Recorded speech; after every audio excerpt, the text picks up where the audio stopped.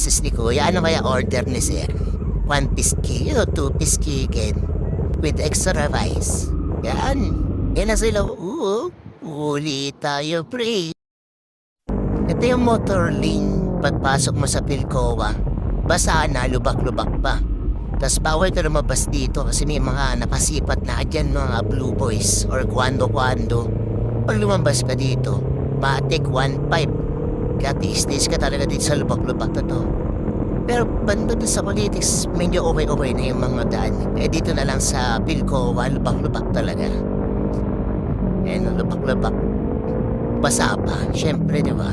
Kasi ito, pagdating mo dito, bandas, paglagpas sa Pilcoa, meron ina-assist yung kwando-kwando. Nakamotor ko kayo nakasakyan, no?